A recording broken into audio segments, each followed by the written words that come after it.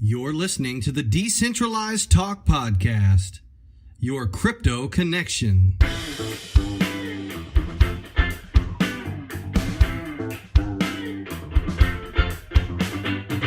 Decentralized Talk. Decentralized Talk.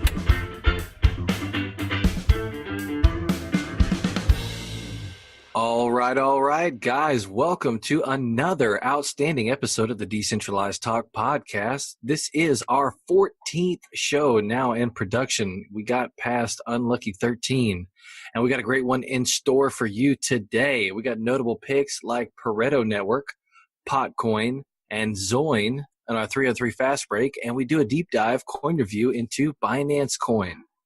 Also, in other news, we started our first ever weekly crypto fantasy challenge. It's at nocostfantasysports.com. That's where you can compete against us in a head-to-head challenge to find out who's the best every week in the crypto space.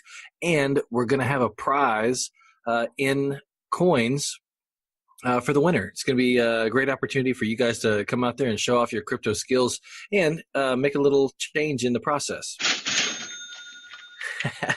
Guys, as always, decent. Listen up.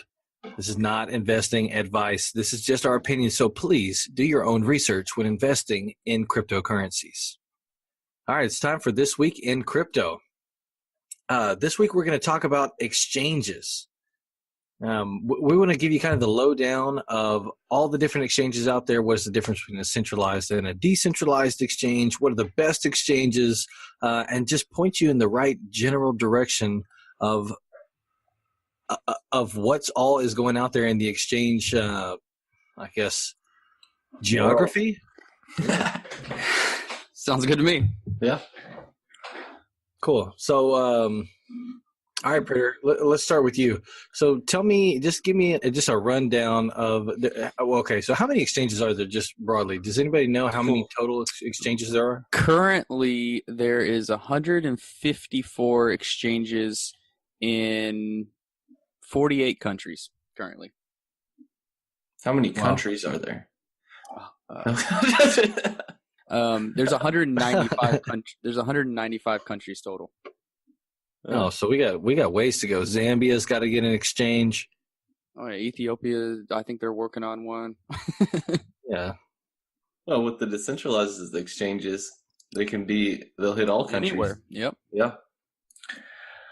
Now, what do you think, Djibouti? Now you got to remember, a lot of these 150 exchanges have zero volume, so take that with a grain of salt. Oh, so is that really true? Like, are there a lot of exchanges with literally zero volume, or you just mean like figuratively, like basically nothing? No, like literally no volume. Because there's a website called exchangewar.info, and it rates all of these exchanges that are out there. Yeah, definitely the bottom 20 or so exchanges, zero volume at all. So they exist, but nobody's actually using them. But you look at the biggest ones. Coinbase. Wow, no. Coinbase doesn't even crack the top 10. BitMEX. Really? BitMEX is the number one exchange right now by volume, 24 hours. Really? Yeah, 399 Bitcoin. Binance is number 2. Bitfinex obviously number 3. BitThumb number 4. Bittrex, Kraken, GDAX, HitBTC, Bitstamp, and Bitflyer. Those are the top 10. So literally, the number one volume is today. The same people who bring you their cousin who's a prince that has to get his money out. Yeah, exactly. And he just needs you to send him like 5 G's real quick, and he'll release the other 10 million, which of course you get a part of. Oh yeah, well you got to. I mean, there has to be some incentive. I mean, those are all totally legit, and it's good to help out princes. Yeah, I love how they don't even try anymore. They put like this is the Prince of Zamunda. Like Yeah. Like we didn't see that. I feel bad for the old We don't know Eddie Murphy. that like fall for that, you know. He's got his own money. Some people still do fall for that. I know. It's sad. Okay, yeah, we're a little bit off topic. What were we talking about? Exchanges. I was talking about Coming to America. Yeah, Yeah, I remember that movie. It's a classic one. But so I guess to kind of start this off, the main thing I guess we want to start out talking about is decentralized exchanges versus centralized exchanges. So give me some examples of some of the popular decentralized exchanges. I think most people are familiar with the centralized exchanges, of which I think all of which you just named were. Definitely, Yeah, they're- for the most part. yeah. Of all the top 10, they're all centralized exchanges. Yeah. So if somebody wants to, so real quick, before we get into decentralized exchanges too, let's define it. What is it? What is the difference between a centralized exchange and a decentralized exchange trader? Well, I mean, centralized exchanges are what most people are going to use. They're just easier for the most part, but it's basically just a website that handles your transactions. It's like Scottrade or similar to those kind of basically any kind of securities exchange. But when it comes to cryptocurrencies, so when you're trading on a centralized exchange, you never actually own any of the coins that you're trading until you cash out. So it's basically the exchange is issuing you IOU for a coin that you bought, but when you cash out, we'll hand it to you. Yeah, and just to point out, that's not as crazy as if you're doing that same centralized exchange concept where people do a lot of that with like gold ETFs and things like that. They buy the gold, it's gold, but it stays at the gold company's headquarters. And if you want it, they'll ship it to you and that kind of stuff.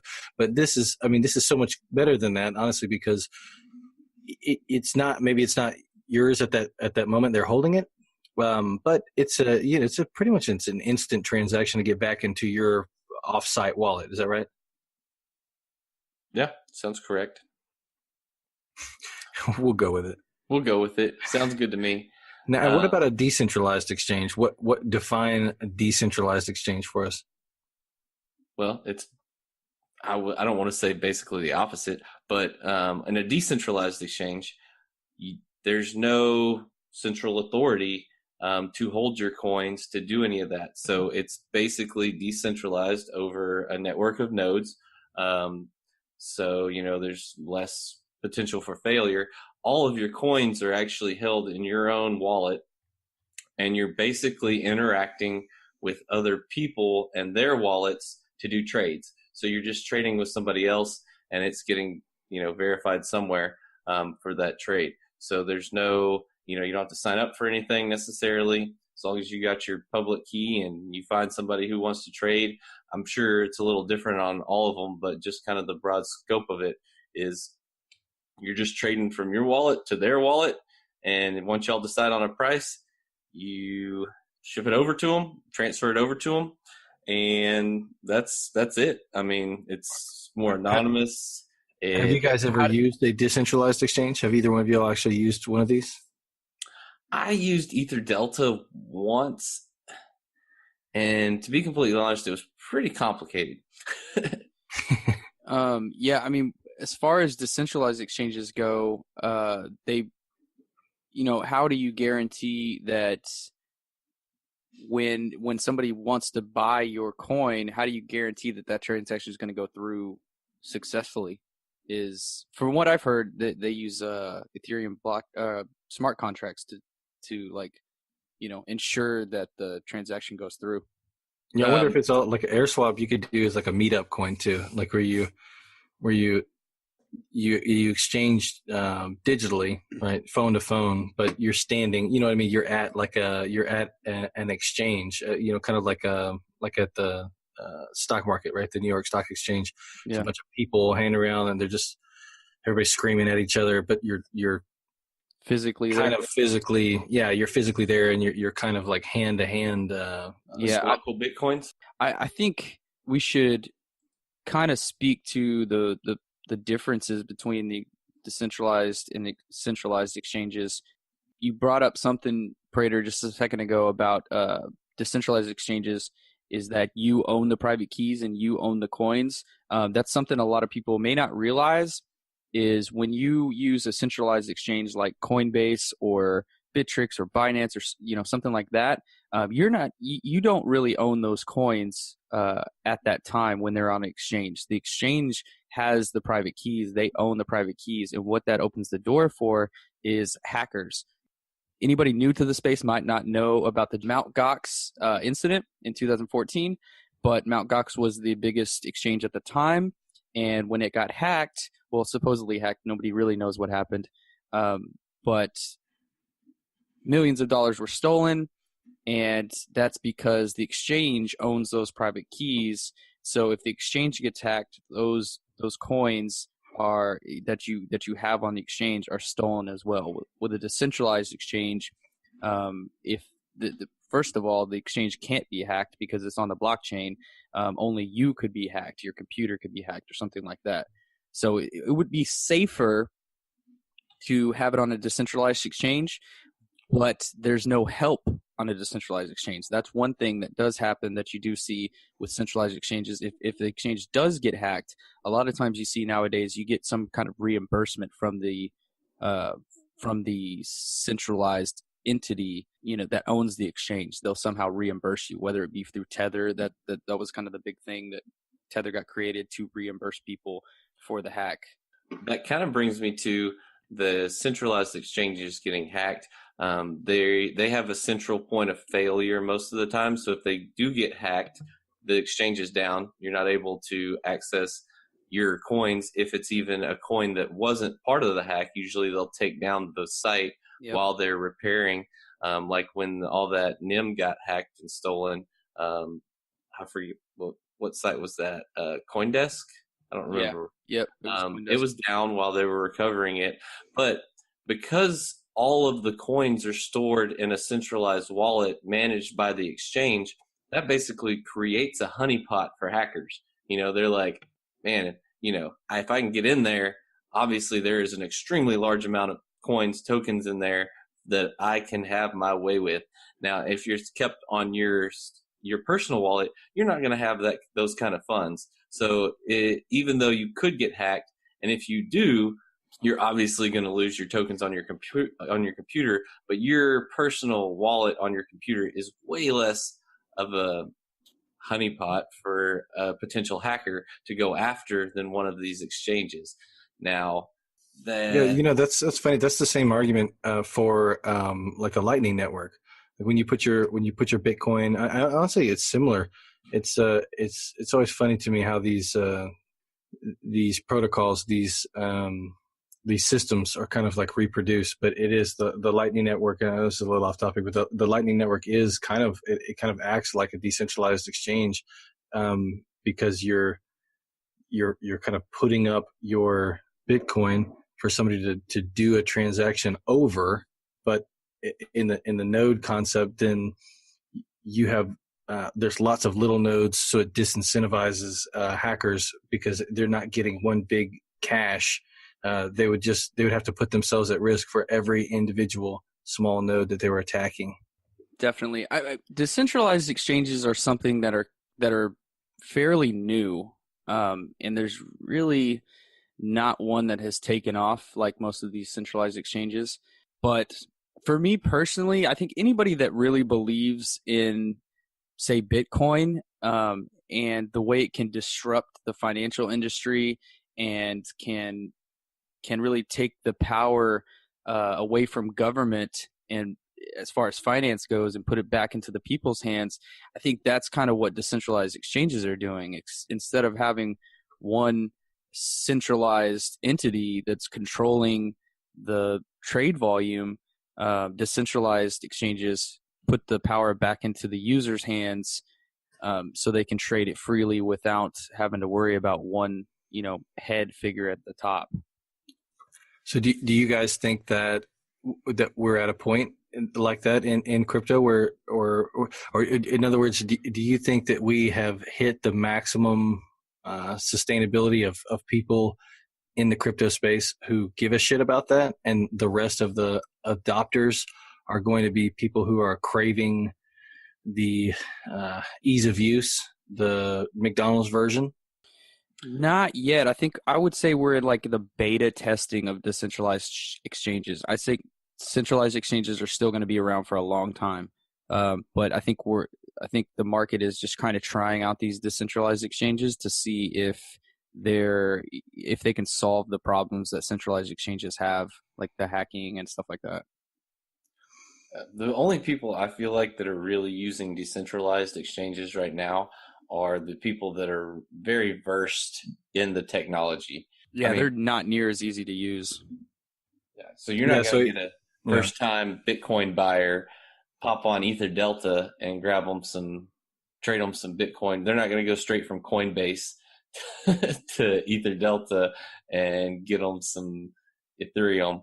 Now, another good thing or another interesting thing about decentralized exchanges for me too is, so most exchanges are centralized exchanges.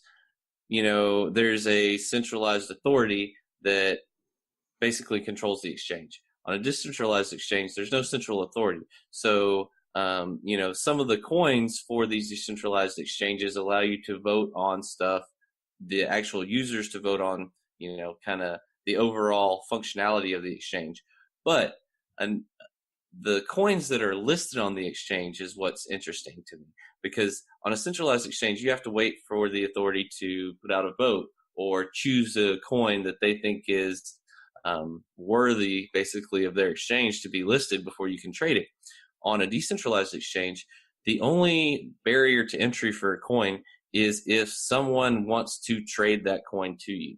So there's no listing, questionnaire or anything to get your coin on the exchange. It's just if Heston wants to sell some Poet coin and I want to buy some and he puts it on there, I can buy it. I mean, that's all it takes. Yeah, that's cool. The irony, I think, is that the more complicated exchanges, the decentralized exchanges, are the least complicated in concept. It's like, I want this, you have some, let me get some. It's just basically the barter system. Yeah, I think reproduced electronically. Yeah, definitely. I think AirSwap, for example, is kind of like Craigslist of cryptocurrencies. You just put your order out there and say who wants to buy it, and then somebody comes along and they say, "Oh, I want to buy that at that price," and then a smart contract implements the transaction. And also, do you have a couch? Yeah. All right, so I want to take this. I want to take this. Is that an Airbnb joke? No. Although that would be a great transition. But I have more questions on exchanges for those of us out there who are new to crypto. If you're going to point me in the direction, you guys have had experience with a lot of different exchanges. Which ones typically have the lowest fees? Give me some names of some ones off the top of your head that you think have the lowest fees. That's kind of a tough question because it depends how you want to purchase your cryptos. If you want to purchase your cryptos with USD, assume I'm a new guy. I got USD. I have a bunch of fiat. I was knee deep in the fiat system. Okay, then I would ask you, do you want to buy them instantly with a debit or credit card, or do you want to wait 5 days for your bank to clear it? Because that also has a big effect. Okay, so for everybody out there, what are the fundamental differences of that? So there's not very many exchanges that will accept debit card and credit card. Coinbase obviously will. I think most people know Coinbase because of ease of use and the fact that it'll accept debit and credit cards. And also Changely will accept MasterCard. But the fees for that are pretty astronomical.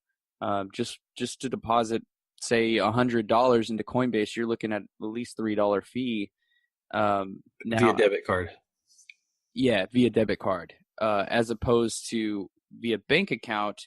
Now you have to wait 5 days when a debit card would be instant, but the fees are much lower with that. And same with most exchanges that accept USD. If there's a bank account linked to it, you will have to wait. But sometimes the fees are free. Sometimes they're really low. It just depends on the exchange. As far as like low fees, I would say Gemini is a real good one.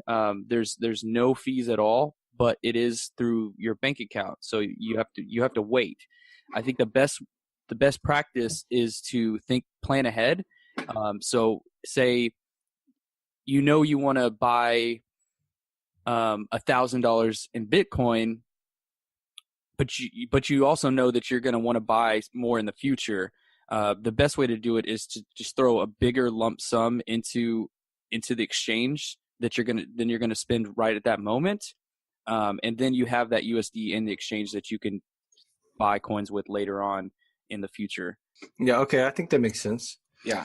For me, the cheapest way to do it and the easiest way, to be completely honest, for a new person that's coming into the crypto space and wants to buy, and it's very well documented out there. You can go on YouTube, Google it, and you're going to find this is like pretty much the number one recommendation.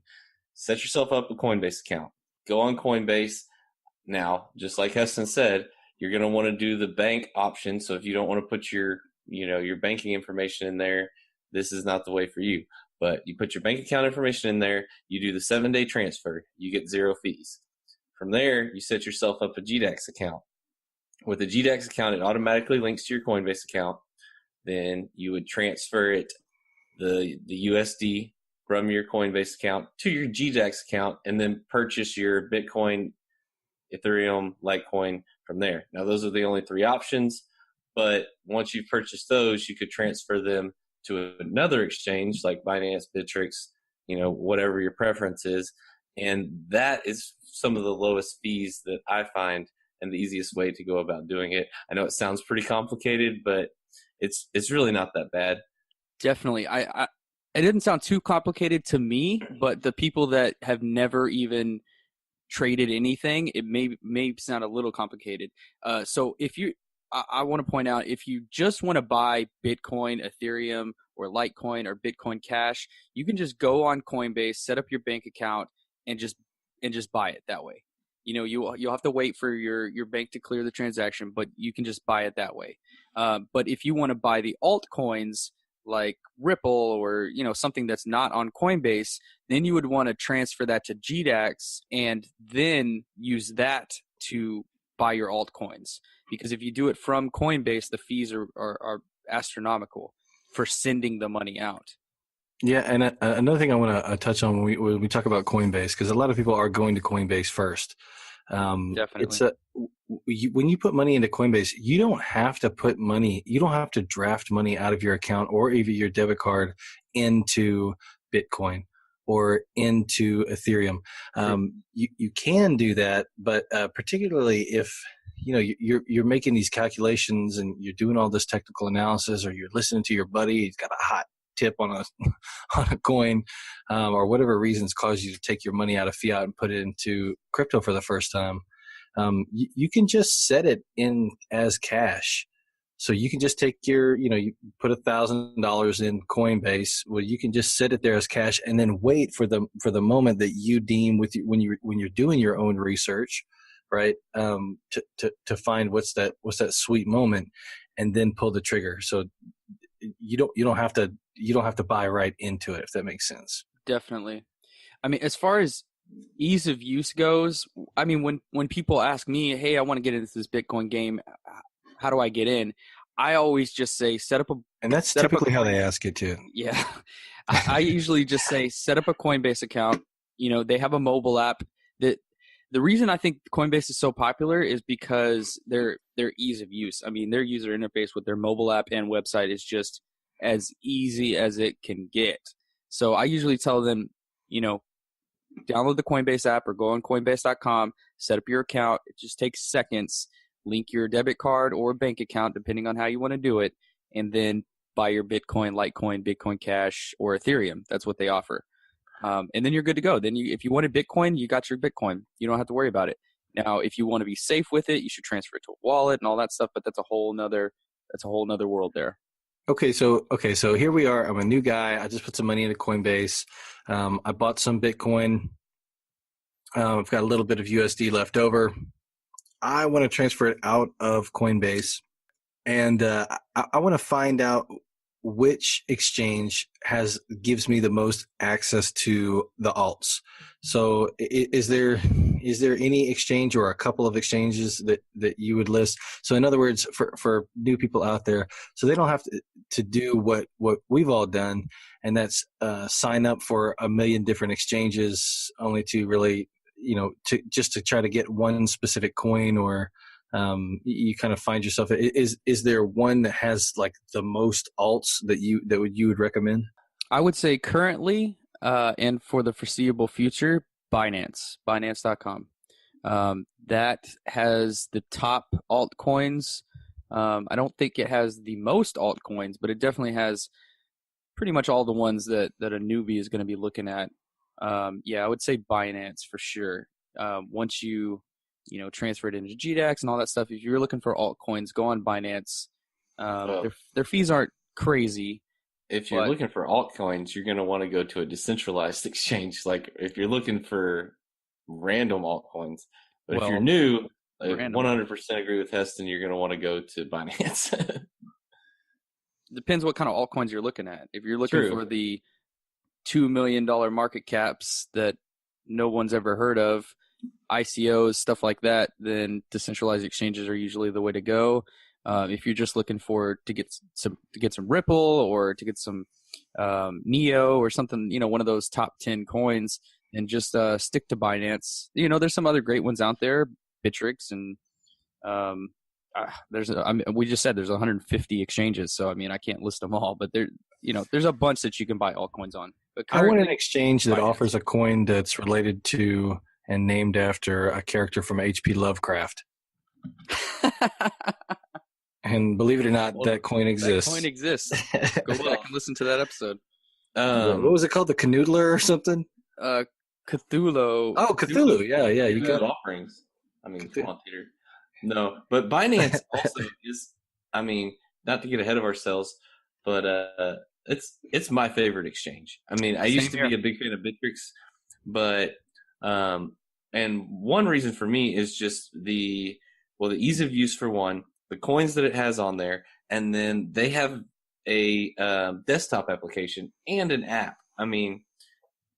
Just the features that they allow, and then they have a coin vote every month, so you can vote on whatever coin you want to use or whatever coin you want them to add. Of course, you have to pay to vote, but they just have a lot of really great features, and it like I said, it's also easy to use. They seem to be kind of ahead of the game when it comes to centralized exchanges for me. Yeah, one big difference that you see with Binance and say Coinbase, it allows you to buy and to say exchange your Bitcoin for Ether or something like that. But what you see on Binance is a lot more of the charting that you don't see on Coinbase. Coinbase shows you kind of a crude chart of Bitcoin.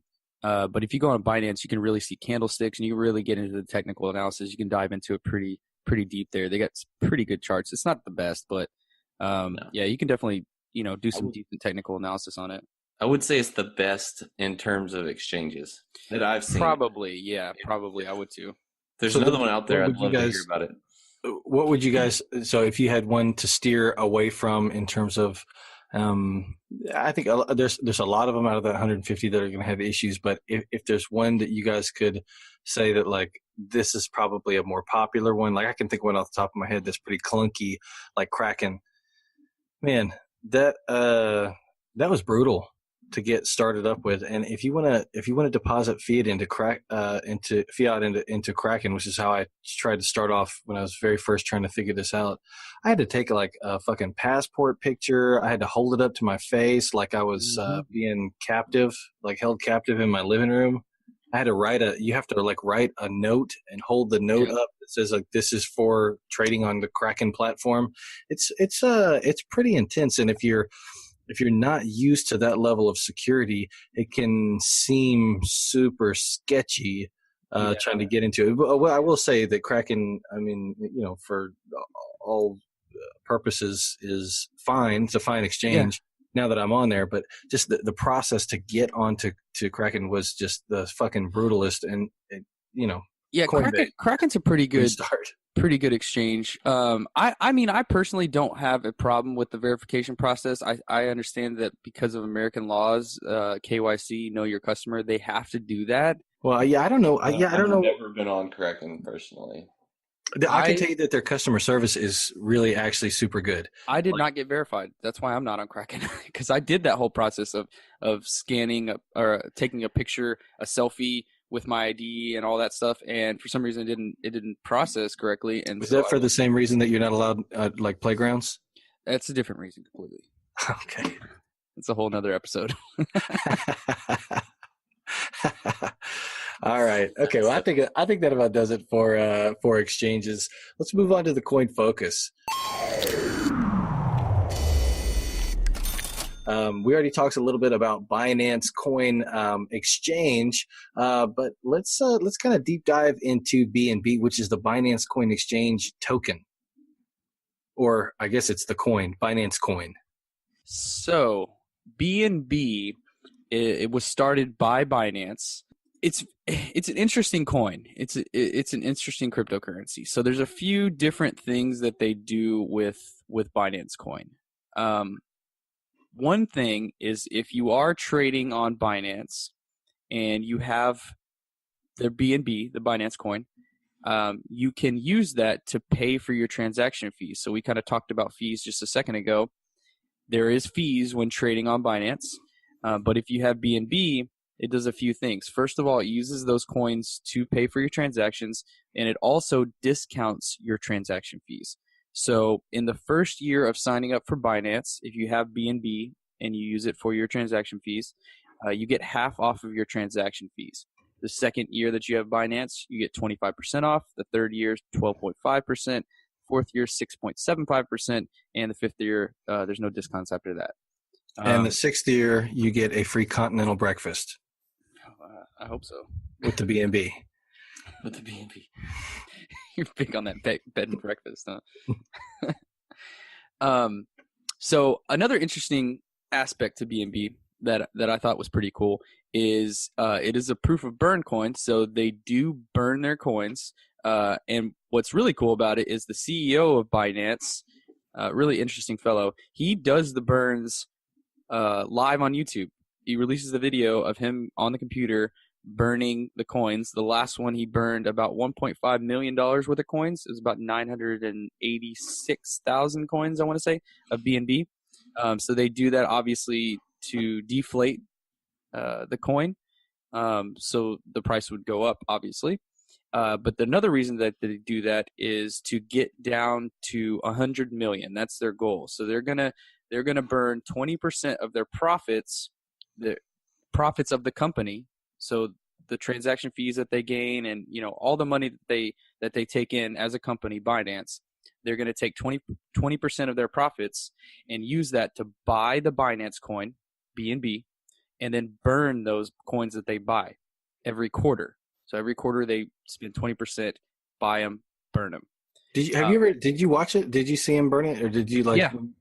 Yeah. What does that process look like? I'm interested. He used some website called EtherScan, and then his computer exploded. No, he basically like typed in an address, and when he put that hash address in and deposited his coins into it, they all just went right into his personal wallet. Yeah, right. No, I mean, it didn't look like it. It looked like they disappeared.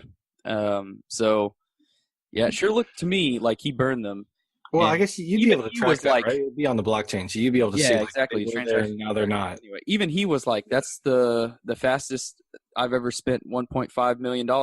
He was like, "What? That's also the first time I've ever burned any money." So, a lot of people don't know he was actually caught in a Brewster's Millions plot. Where he had to spend $1.5 million in like 10 minutes to get his uncle's fortune. Yeah, I've seen that movie. We're throwing it back to a lot of 80s movies today. Do you just sit down and watch like AMC all day? I was about to say, I don't think we're throwing it back. I think you're throwing it back. Well, that was a great genre of comedians. I mean, I don't think that's debatable. No, you're right. Nowadays we got Amy Schumer. I don't dislike Actually, me. Amy Schumer's a big fan of a show, man. We can't talk shit about her. Yes, she's always on. You know, So- she's big into crypto. She's coming on next week. Yeah.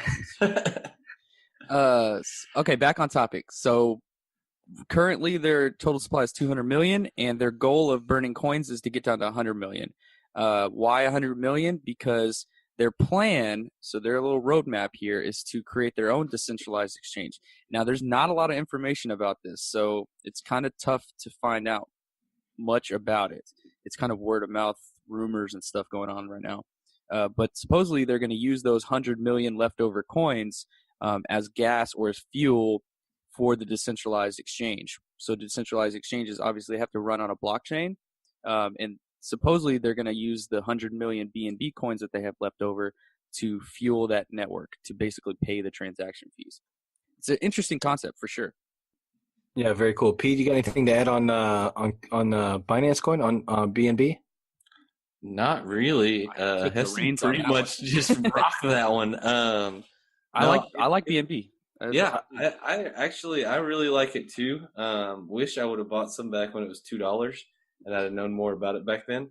I still think it's a really interesting concept, and you know, a lot of the decentralized exchanges actually use coins like this. So I see the use case for it, and yeah, I like BNB. Well, cool, guys. That was a fast coin focus section, and that brings us to our 3-on-3 fast break.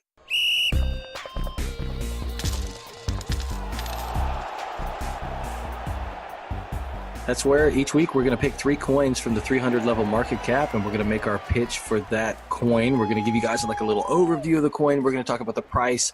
We're going to tell you the market cap and supply, tell you a little bit about what it does. We got 3 minutes to do this, or our time is up. And all right, I will go second. First is Dustin All right. with Zoin. Zoin. Tell me when my time starts. Started a second ago. What? Okay. So I got Zoin. The ticker is ZOI, and it is currently 85 cents, has a market cap of $13 million, circulating supply of 17,457,479, and a total supply of 21 million. The website is zoinofficial.com. It is currently traded on Cryptopia, Coin Exchange, and Crypto Bridge. So Zoin is basically it's a privacy coin. And it is actually a fork off of Zcoin from Zero Block. So they basically forked it from the beginning. It runs on the Lyra 2 Zoin algorithm. It's completely anonymous and features community governance, which is pretty interesting. It is a CPU only mining algorithm, so no ASIC miners, no GPU miners. Do they have a working product? It might be a good. I mean, it's just a currency coin, so I mean, yeah, I guess you can send it. so yeah. So what's interesting about that is it's a fork off of Zcoin, which Zcoin right now is $28. So if you buy Zoin at 85 cents and it ever makes it to $28, which there's a pretty good chance considering there's only 17 million of them, if it ever gets a pump, you could take some pretty good profits. There's not really too much to talk about on the actual, like what it does and all that, because it's a currency coin. That's their selling point. 1 minute. Privacy coin also. So all the coins are all decisions are made by a small group of developers, and they really consider themselves a community. So y'all got any questions about it? Why would I buy Zoin over Verge? Because Verge, there's like 50 billion of them, and Zoin, there's only 17 million. I mean, yeah, actually, I like that. Yeah. I have the same question that I always do with these 3-on-3s. When Lambo? When Moon? Lambo. Tomorrow. Sold. You better get it today. I'm buying it right now on my decentralized exchange. Never Lambo, because Lambos are ridiculous. When Porsche? When monster truck. When monster truck. I mean, All right, and your time is up, sir. Hit Sweet. it just All right right. on the that's mark. a win. Hit it on the mark. All right, next up is Heston with Potcoin.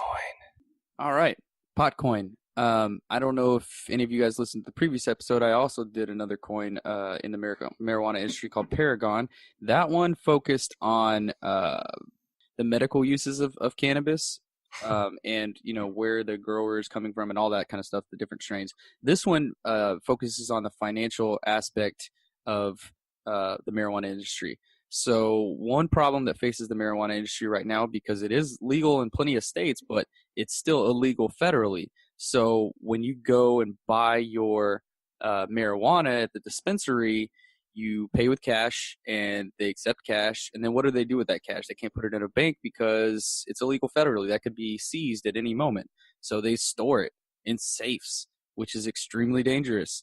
So this is trying to solve that coin by instead of using cash, you can buy your marijuana with Potcoin, and they can store their Potcoin in their digital wallet and not have to be afraid of it being stolen unless they get hacked, obviously, which could happen too. But I would say that the chances of being hacked are a lot less than the chances of somebody just breaking in and stealing their safe. So they basically are just trying to solve the financial problem that the U.S. faces right now, and other countries as well, with buying and selling marijuana. I think it helps the dispensaries more than it helps the consumers, really, because I mean, you can still buy your marijuana with cash, but what are they supposed to do with all that cash? Instead of storing it all, you could just buy Bitcoin with the cash with your USD, and then use that Bitcoin to buy Potcoin and then store it that way, instead of keeping all this cash on hand. I just think it's a problem that that needs to be solved, and so they're kind of trying to hit it. Potcoin's been around for a little bit too. They've definitely been around for a few years. Any question, guys? I don't have any questions, but I do have a comment. It seems like that's awesome, because instead of having like rooms full of like Tony Montana cash, you could just have a couple of wallets. Yeah. It also has it's a proof of stake coin too, so it gets you interest, very small interest, but it's proof of stake, so there's no mining involved. Is Dennis Rodman an advisor? The fact that you're asking that odd question, I would say probably. Well, I just remember when old Rodman went to North Korea and he wore a Potcoin T-shirt. I didn't hear about that, but I wouldn't put it past him. I mean, he is the smartest man in America, so. Oh, And the handsomest. two bold statements. Yeah. I mean, what Both is it? as true as the other. Rodman for I president thought maybe Tater 2020? was going to do a kickback movie to what was the movie with Dennis Rodman and Jean-Claude Van Damme? Oh yeah. Oh, Yeah. What is it? Duo? Do I don't Something know. like that. I know. No, I'm thinking Hot Shots Part 2. I remember that movie. Yeah. All right, let's bring it back to something serious here, guys. Let's get our shit Super together. duper Charles surreal. Barkley. If that's not the name of somebody's dog, I don't want to hear about it. All right, my coin is Pareto. Pareto, which is Did you say my name? yeah, Dustin Pareto, the Pareto Network. This coin is at 5 cents right now. It's got a market cap of 11.5 million. Its circulating supply is 221 million. Total supply 500 million. I like that. Again, it's not like a ridiculous number. The website for Pareto coin is https://www.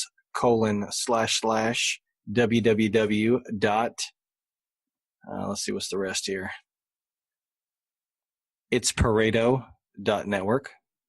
This is actually a pretty cool coin, and it's pumping super hard right now. So we're kind of in the middle of this bearish thing going on here. It's up 35% today, and it's neat. Okay, so what is Pareto doing?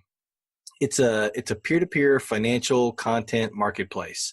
So it's the same idea as a lot of these other coins. Like we talked about Music Coin.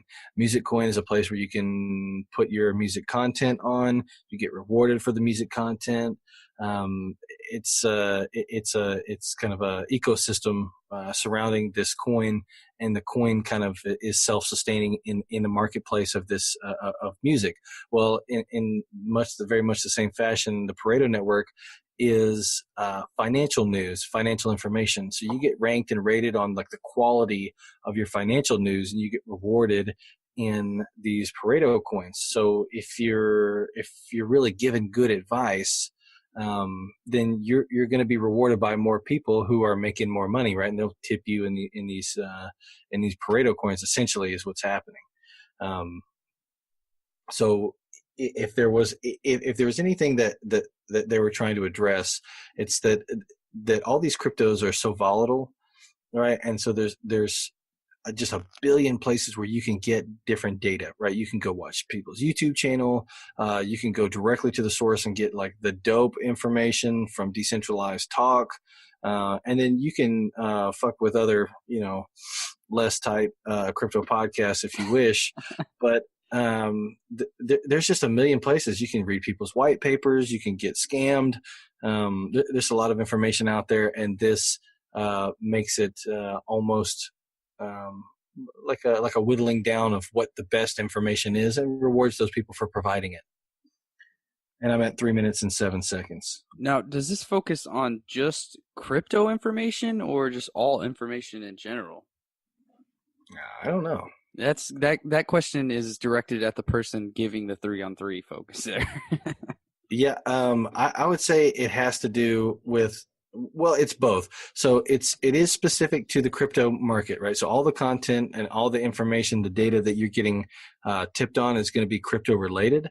But if you put out an article that says that China is invoking a trade embargo, and it's going to affect some of the different mining operations, then certainly that would be general financial industry news that manifests itself in the crypto market as a short or a buy opportunity. Okay. I feel like that was more than 3 minutes. Yeah, so it's trading information. I got you.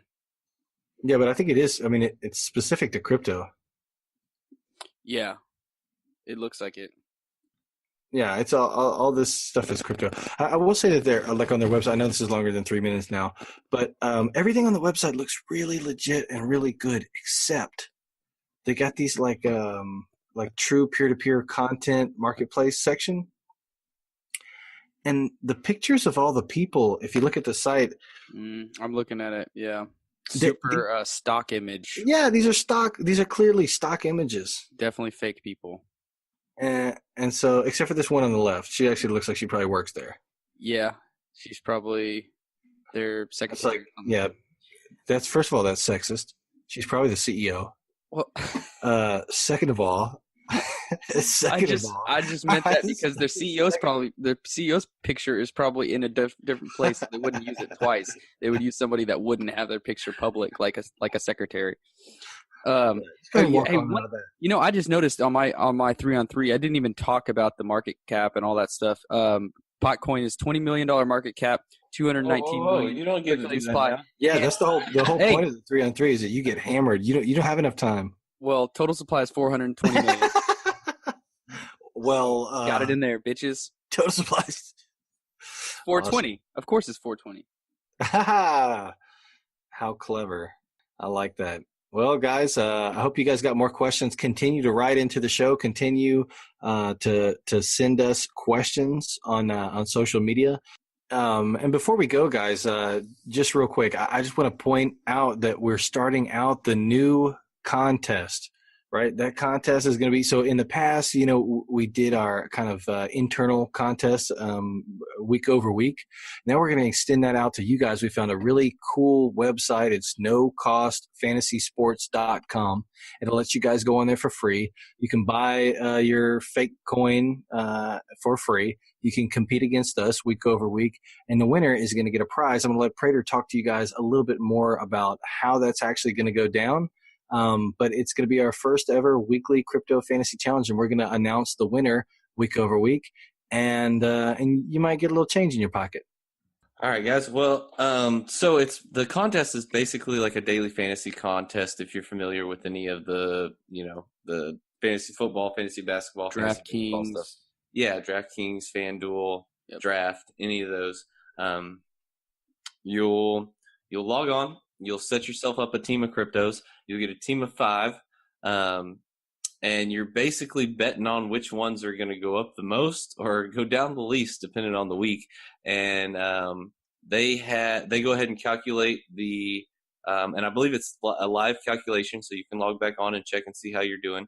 And throughout the week, and then at the end of the week, whoever wins the challenge is going to get 50 no limit coins. So we'll go ahead and post a link in the show notes to our contest, and sign up, compete, and give your best shot at beating us. Yeah, and then you're not going to be competing against us as a team. We'll each have our own separate account, and so when I beat Brandon and Dustin, I'll also be beating all our listeners. There's something you can beat, that's for sure. Okay, so yeah, your face.